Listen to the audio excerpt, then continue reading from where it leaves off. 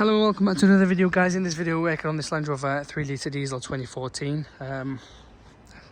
Mileage wise about 90k, and we've got the P0090. Car judges, sometimes it's fine, sometimes not. Loses power sometimes for a while, sometimes it's fine.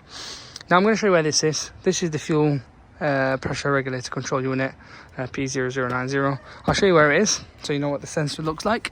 So it's this here, guys. That's the fuel rail pressure sensor there, as we can see. It's not the easiest thing to get to, I'll be very honest with you. It is a bit of a faff to work on. You'll have to probably dismantle some stuff to get to it. It's not the easiest thing, but that's where it is. That there.